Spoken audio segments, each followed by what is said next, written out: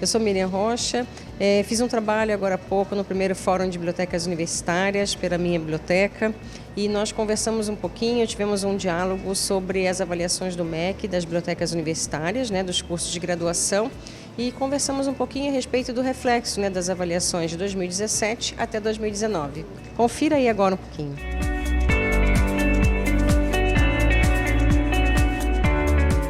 E o que nós temos? Nós temos aqui, o instrumento de agosto de 2015. Esse instrumento de agosto de 2015, eu não sei se vocês vão lembrar, mas é um instrumento único, tá? Era um instrumento que estava disponibilizado, que ainda está disponibilizado. Eu, inclusive, recentemente, eu tive 6 visitas com ele.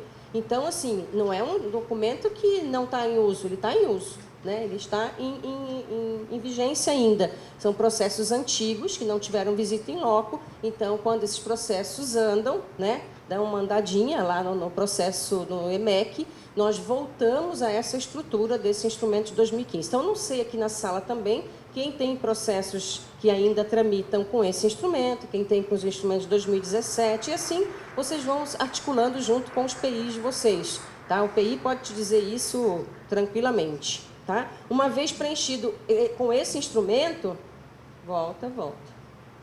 Deixa eu só pegar aqui que eu estou pegando na setinha errada. Aí.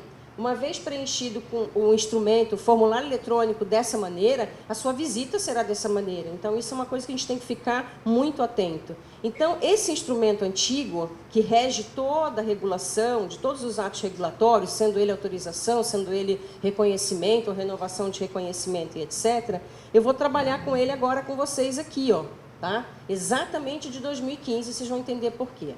Então, o que acontece? Vou direto no ponto, até para a gente poder ter, como é uma roda, para a gente ter um pouquinho de diálogo em relação a isso no final.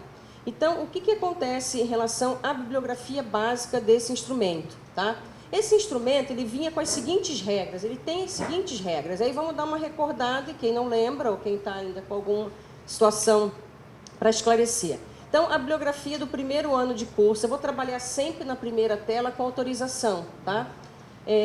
Bibliografia para o primeiro ano do curso, no caso dos cursos tecnológicos. Depois nós temos a bibliografia para primeiro e segundo ano, bacharelados e licenciaturas. Isso está valendo até hoje. Então, por exemplo, nós estamos, hoje é dia 3, Dia 1º abriu o processo regulatório, o calendário está aberto. Então, quem tiver curso para reconhecer, quem tiver algumas situações para tramitar, está aberto agora e a gente tem essa situação. Então, se você está autorizando um curso, por exemplo, tecnológico, você vai entrar aqui. Se você está autorizando um curso bacharelado de licenciatura, você vai entrar aqui.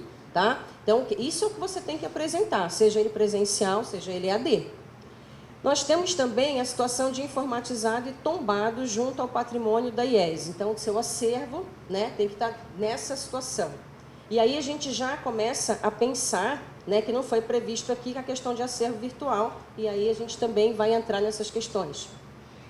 E depois nós temos a situação, 3 títulos por unidade curricular. Então, a bibliografia básica é muito clara, são 3 títulos por unidade, ele já nos pontua bem, E aí, qual é a regra para o cálculo de exemplares? Como é que fica essa situação?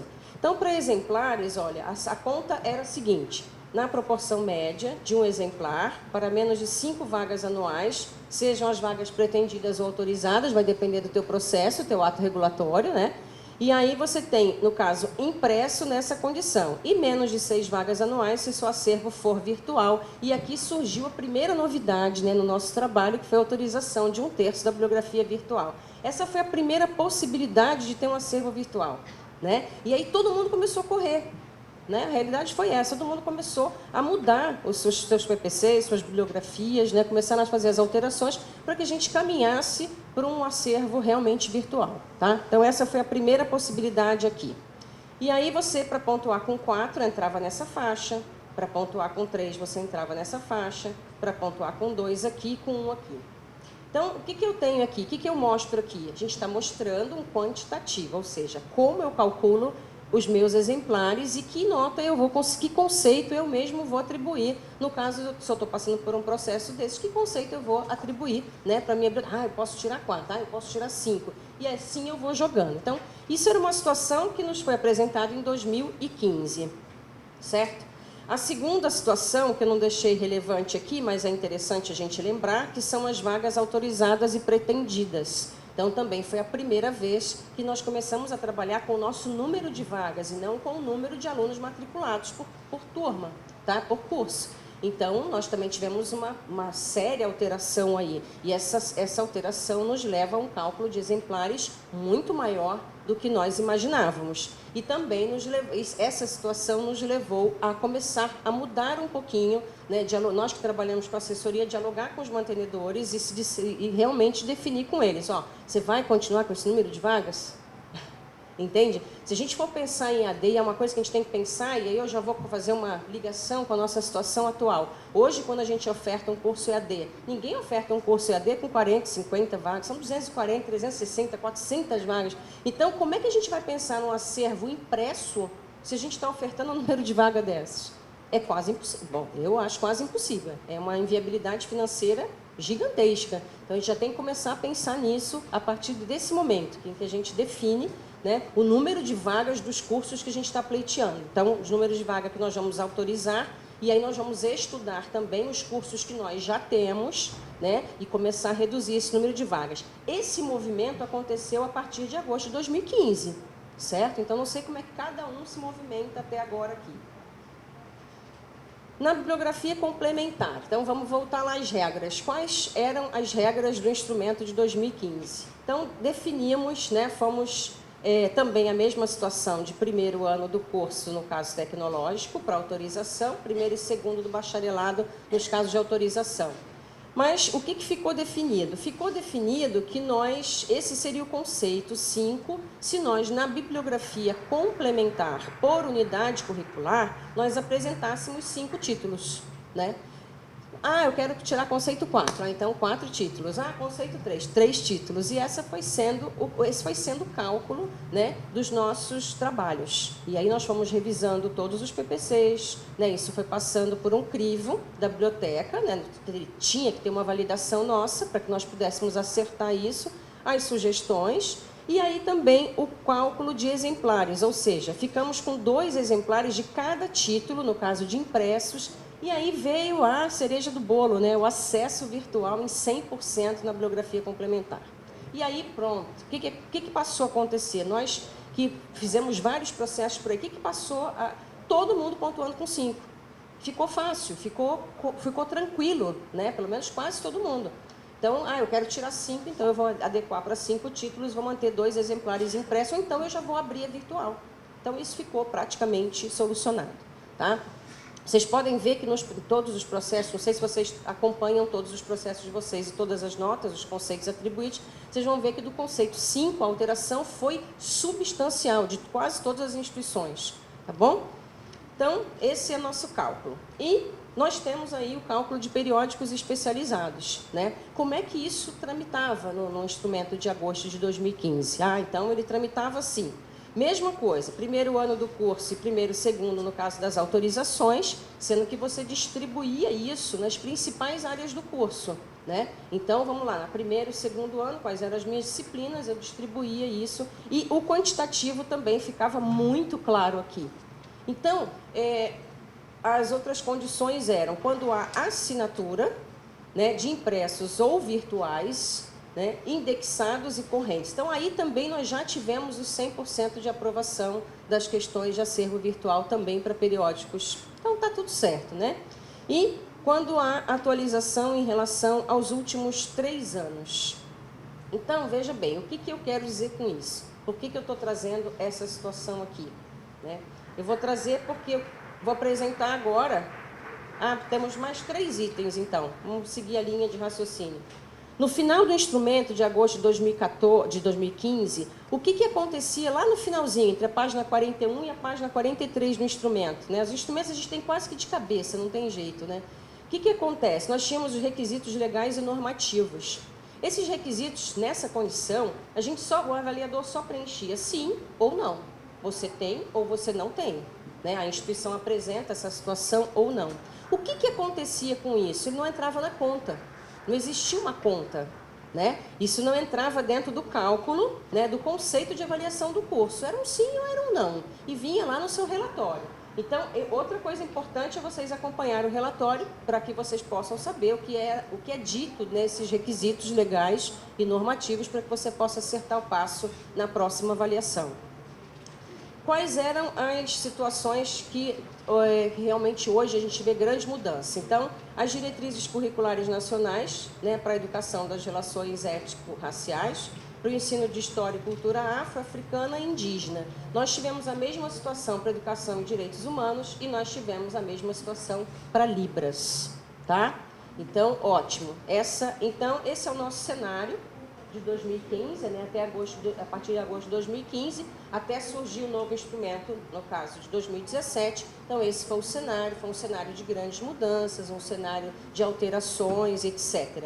E nós tínhamos também um glossário.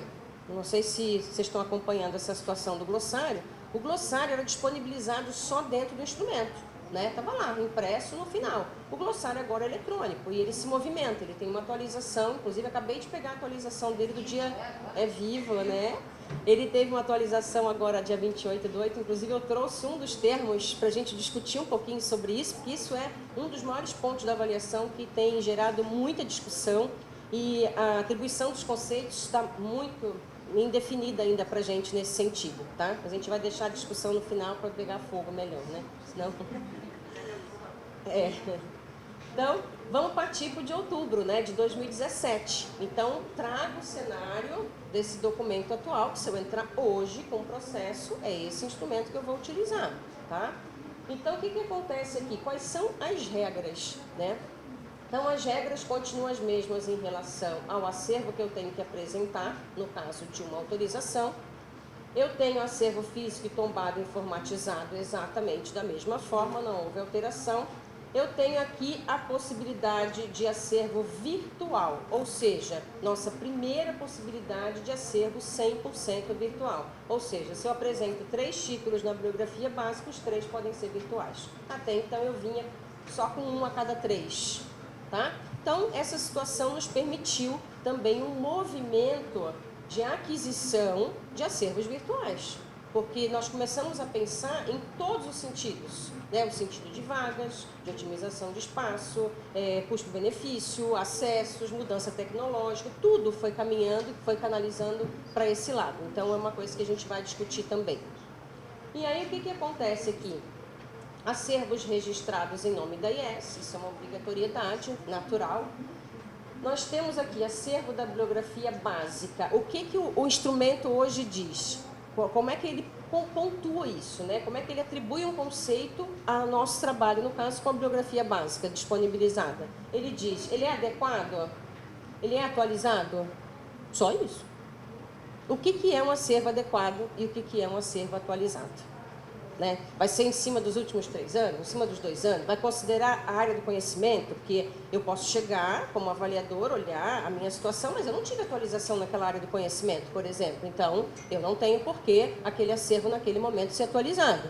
Concordam? Mas eu tenho uma outra área do conhecimento que eu oferto na minha instituição de ensino que necessita de uma atualização periódica, que realmente acontecem muitas mudanças. Então, eu preciso trabalhar com isso. Tá? E aí eu tive uma atualização muito mais rigorosa, certo? Então, hoje eu tenho essas situações. Adequação, considerando as unidades curriculares e os conteúdos descritos no PPC. Nós estamos usando nos slides, eu faço questão sempre de usar exatamente o termo que o instrumento usa, por uma questão de familiaridade com o instrumento. Mais perto? Nossa, eu estou tão rouca que é tão feio ouvir esse mais perto, mas vamos lá. Então, eu tenho essa situação dele estar nessa adequação em relação às unidades curriculares e tem essa relação do PPC. Então, veja bem, como é que eu faço isso atualmente? Né? Como é que eu faço essa adequação, como é que eu faço essa atualização e como é que isso é pontuado se não há um cálculo, quando eu penso em exemplares. Eu não estou pensando em pertinência, em adequação e relevância, estou pensando agora em exemplares, certo? Então, vamos seguir um pouquinho. O que aconteceu, então? O MEC definiu que, então, nós teríamos um trabalho junto com o NDE, certo? Nós teríamos um trabalho com casamento, com o núcleo, né, de docente estruturante. Ótimo, nós, então, teremos uma parceria para que haja essa validação do PPC. Como é que está essa parceria com vocês, dentro das instituições de vocês? Como é que surgiu? Estou vendo só as caras, não precisa nem falar, gente. Se vocês olharem o cenário daqui, foi assim, sabe? Eu acho que vou fazer a pergunta de novo. Então, como é que está? Esse casamento existiu, ele não existiu? Ou já houve divórcio, entendeu? Separação de bens total, entende? Como é que está essa situação entre vocês, né? Porque existem divorciadas, tá vendo? Olha que louco. E precisa haver um casamento. Precisa de uma ginástica aí, tá? E também precisa até de uma definição de fluxo, tá? Eu acho que o mais importante nisso tudo foi uma definição de fluxo. Como será a logística disso, tá? Esse PPC segue para onde primeiro? Para onde ele vai? Essa bibliografia vai entrar oficialmente? Não vai? Vai seguir pelo NDE? Não vai? Vai passar pela biblioteca primeiro? Porque não adianta ir para o NDE sem passar por nós. Porque se você colocar lá a possibilidade de compra ou não, e se tem ou não, como é que você vai passar isso para o NDE e ele vai validar? Porque se ele validar, você vai ter que comprar. E você não está em época de compra, como é que você vai fazer? Entende? Então, você tem que pensar muito bem nesse fluxo, para que você, infelizmente, não caia na armadilha desse fluxo acabar com o teu trabalho, que nós já vimos em várias instituições. E já vimos também, não aconteceu nada disso, mas já vimos em várias. O que acontece aí? Vamos também pensar um pouquinho em relação à logística da avaliação. Não existe um indicador específico para pontuar a sua logística com o NDE. Tá? No caso, essa avaliação positiva ou negativa pelo MECNEP vai no relatório. Tá? Ele vai sinalizado no relatório. Então, ele pode diminuir tua nota, ou seja, se esse relatório não é apresentado, se esse relatório não tem informações realmente que estão descritas aqui como garantia desse documento, né, ter a sua importância, então ele aparece no relatório como não existente. E daí a tua pontuação cai um pouquinho. Então, a gente precisa pensar muito em relação a isso, tá? E aí eu volto à discussão em relação a você ter... a gente vai entrar na discussão do acervo impresso, do acervo virtual? Não sei, é um caso a se pensar. Porque aí o NDE muitas vezes diz, mas eu não tenho como, eu tenho que ir na biblioteca, eu tenho que fazer isso, eu tenho que fazer aquilo outro, e de repente eu estou... Né? O próprio NDE está no seu celular olhando a bibliografia e está pontuando se realmente aquilo existe ou não existe, se eles vão adotar aquilo ou não. Porque a gente não está falando só... Veja bem, como que o NDE faz esse cálculo aqui, ó? Compatibilidade entre cada título e o número de vagas autorizadas e a quantidade de exemplares por título ou então por assinatura de acesso. Ou seja, você acha que o NDE também quer ficar fazendo a conta? Não!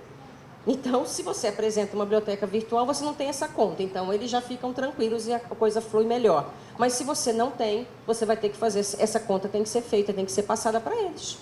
Entende? Então, ele não vai saber como está a conta da média, da proporção média de exemplares. Você que vai ter que passar para ele. Entende? Então, veja bem, como é que isso vai tramitar. Tá? E de que maneira isso tramita com mais facilidade na instituição de vocês. Ok? No caso de títulos virtuais, e aí a gente entra com uma outra situação também que está muito clara já nesses 2 anos. Então, veja bem, o que a gente acompanhou durante esses 2 anos de resultados desses relatórios? O que nós acompanhamos durante esses 2 anos, no caso dessas situações de plano de contingência? Tá? Então, aparece lá, no caso de títulos virtuais, a garantia de acervo físico na IES. Vocês... tem essa condição? Ofertam essa condição? Sim ou não? Beleza, isso vai ser pontuado. Ótimo. Como é que estão os recursos? Como é que isso atende à sua demanda? Como é que está a sua situação de oferta ininterrupta via internet? E aqui a gente já começa a pensar no plano de contingência. E depois nós temos a questão dos periódicos, ou seja, o instrumento de outubro de 2017, ele elimina o indicador 3.8, mas ele insere essa situação dentro da bibliografia básica complementar. Foi bom? Sim, foi bom para você? Foi bom para você? Foi bom para você? Aí cada instituição vai definir. Mas fica muito claro, fica muito interessante também você definir isso na bibliografia. Tá? Porque antes você apresentava uma listagem vaga, e o que eles queriam é que isso viesse listado dentro do PPC enquanto recurso de aprendizagem, né? Enquanto material. Tá? E aí, inclusive, eles forçaram ainda mais essa situação agora na descrição nova de periódico, que eles consideram como periódico, inclusive no glossário. Tá? Eu vou mostrar para vocês, eu dei um print na tela para vocês darem uma olhada. Então, essa situação, né, quando a bibliografia é básica, o instrumento diz que os periódicos suplementam o conteúdo daquela unidade curricular. Tá? E o plano de contingência é um acervo gerenciado de modo a atualizar a quantidade de exemplares e ou assinatura de acessos mais demandadas e também a garantia do acesso e do serviço. Não é objeto do nosso estudo aqui. Na próxima apresentação eu vou falar sobre isso. Se você está trabalhando com credenciamento ou recredenciamento, essa situação já está mais do que clara. Ela é institucional. Tá? E isso, cada dia, a gente sente mais nas avaliações. Ela é uma situação institucional. Aqui, você está só dizendo como a biblioteca faz. Tá? Lá no instrumento de credenciamento e recredenciamento, essa situação vai para lá. Tá? Existe esse plano de contingência lá também. Existe essa segurança de acesso e demandas e de que maneira você vai munir a tua comunidade acadêmica sem nenhuma perda. Na realidade, o que eles querem é isso, nenhuma perda. Como é que você faz? Faltou luz, como é que você faz? Não teve acesso à biblioteca virtual, como é que você faz? Tirou um título, como é que você faz? E assim a gente vai traçando. Vamos combinar que quando isso nasceu, né? Nossa, nós não sabíamos nem por onde começar. Né? Mas o que é esse plano? Como é que nós vamos fazer? Gente, nós fizemos, cada um desenhou o seu plano e foi tudo certo, foi tudo bem. Tá? Eu não sei aqui, se alguém aqui teve um problema muito sério durante a avaliação com o plano de contingência, levanta a mão que eu vou ficar curiosa. Porque nós não tivemos em nenhum lugar, pelo contrário, foi um plano super tranquilo de trabalho. Tá? Porque é um plano normal, você vai prevendo as situações e você vai dando uma definição para na inexistência daquele serviço, você consegue fazer de outra maneira. Ponto. Né? Então, eu vejo outras situações um pouco mais graves, um pouco mais delicadas para a gente estar trabalhando do que a questão do plano, ficar batendo em cima do plano. Ok? Bom, aí nós temos... Alguém levantou a mão? Não, né? Então... Não, né? Então, tá vendo? Sim, é uma segunda amostra. Eu tenho a amostra do meu trabalho por aí e agora eu estou tendo uma segunda amostra porque nós não tivemos essa situação. Tá?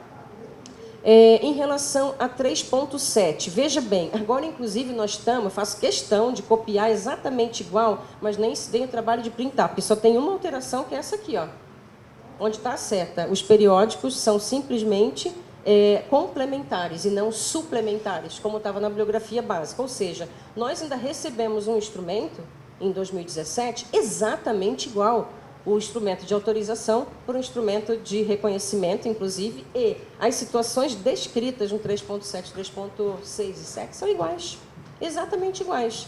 Então, eu fico pensando, olha o que aconteceu em relação à bibliografia. Olha aqui, ó, a nossa bibliografia na complementar, a 3.7, ela tem que ser adequada e atualizada. Tá? E eu me baseio em quê?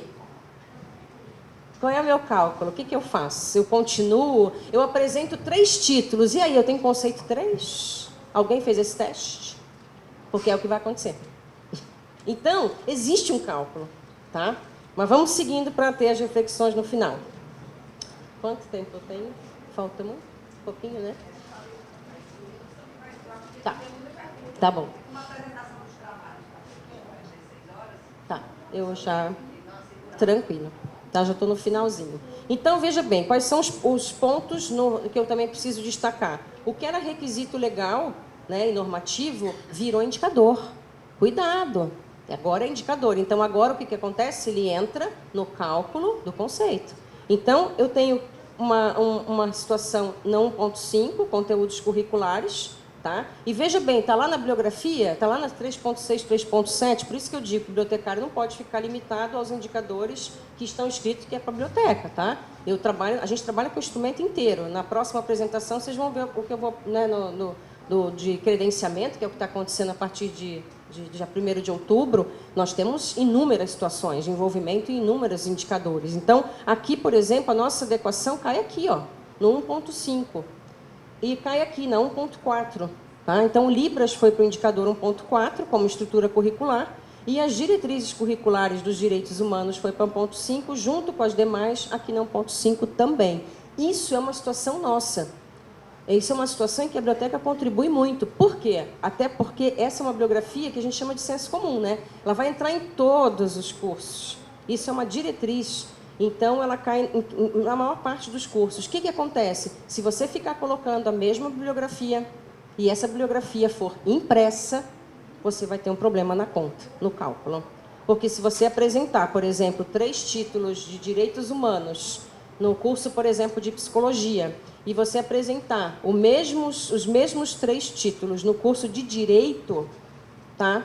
O avaliador pode e tem toda a liberdade de fazer o cálculo em cima das vagas do curso de psicologia e depois ainda fazer as contas pelas vagas que vocês ofertam no direito. Então, vocês vão ter um conceito aí que, de repente, cai por causa de uma disciplina que simplesmente, um conteúdo que vocês não tomaram atenção, ou uma disciplina como Libras que não foi tomada a devida atenção.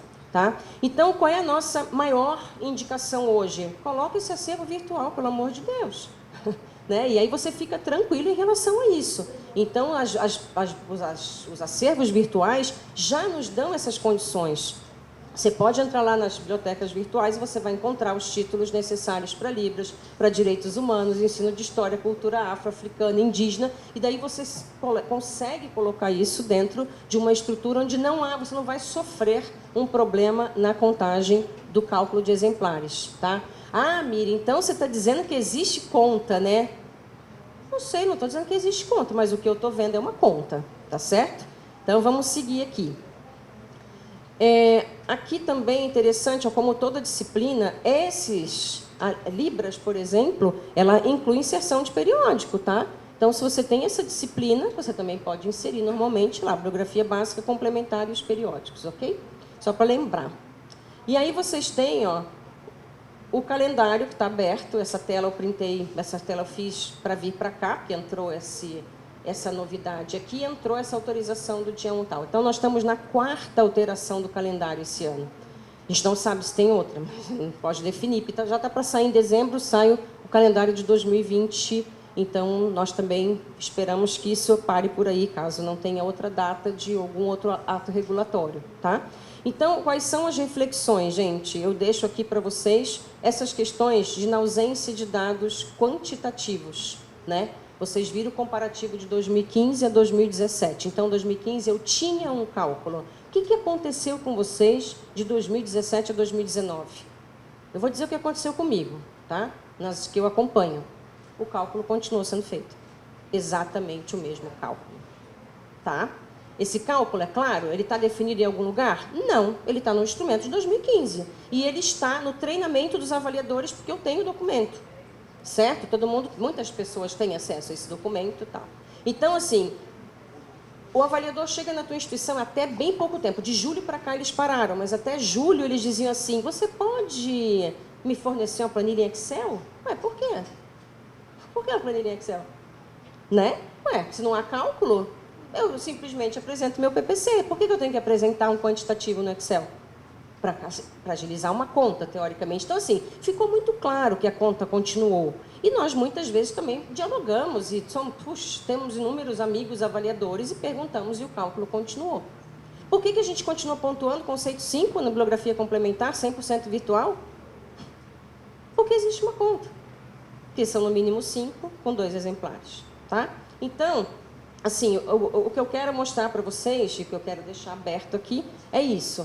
Né? Nós continuamos com uma situação muito clara, né? Muito definida em relação a isso. Então, eu também não vejo por que, muitas vezes, as dúvidas, o que eu faço, o que eu não faço, porque as coisas estão claras nesse sentido.